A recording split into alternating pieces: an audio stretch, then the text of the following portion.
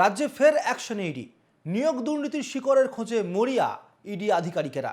এবার ইডি নজরে প্রসন্ন রায়। শিক্ষক নিয়োগ দুর্নীতির মিডিলম্যান ছিলেন এই প্রসন্ন রায়। এসএসসি গ্রুপ ডি মামলায় নাম জড়ায় প্রসন্নর।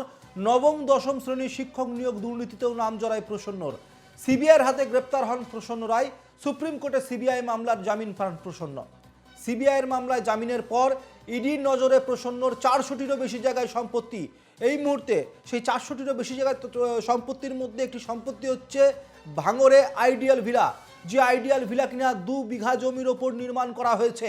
প্রায় কোটি টাকারও ওপর সম্পত্তি তার। এই মুহূর্তেই যে ফ্ল্যাটগুলো রয়েছে, আমাদের প্রতিনিধি যেমনটি জানিয়েছিলেন, আবারও যোগাযোগ করব আমাদের প্রতিনিধির সঙ্গে। আলমগীর মোল্লা রয়েছেন ভাঙড়ের আইডিয়াল ভিলার সামনে থেকে।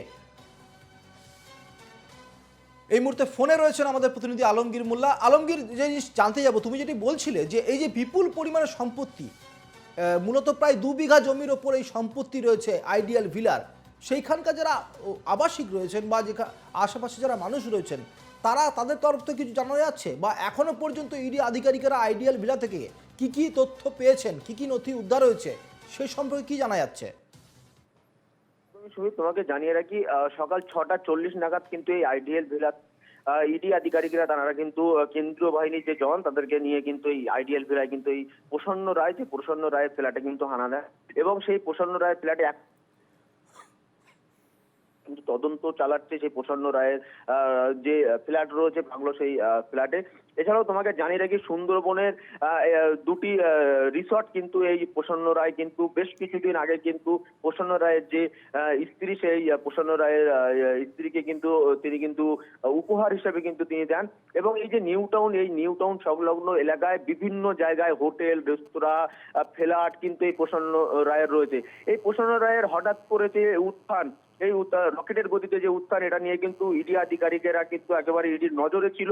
এবং এছাড়াও তোমাকে জানিয়ে রেখি, প্রসন্ন রায় বেশ কিছুদিন আগে সিবিআই এর হাতে কিন্তু গ্রেপ্তার হয় এবং এই সবে মাত্র কিন্তু এই প্রসন্ন রায় কিন্তু তিনি জামিনে মুক্ত হন। আর তারপরেই কিন্তু আবারও ইডি আধিকারিকদের হানা এই কিন্তু প্রসন্ন রায়ের এই ফ্ল্যাটে। এই যে তোমাকে জানিয়ে দেখি, আইডিয়াল ভিলা বলে যে এখানে যে আবাসনটি কিন্তু একেবারে 2 বিঘার থেকেও। আমাদের সঙ্গে যোগাযোগ বিচ্ছিন্ন হয়ে গেছে আমাদের প্রতিনিধি আলমগীর মোল্লার। আপনাদেরকে জানিয়ে রাখি, প্রায় 2 বিঘারও বেশি জায়গার ওপর নির্মাণ করা হয়েছে এই আইডিয়াল ভিলা এবং নিজের স্ত্রীকে উপহার স্বরূপ এই আইডিয়াল ভিলা দিয়েছিলেন প্রসন্ন রায়।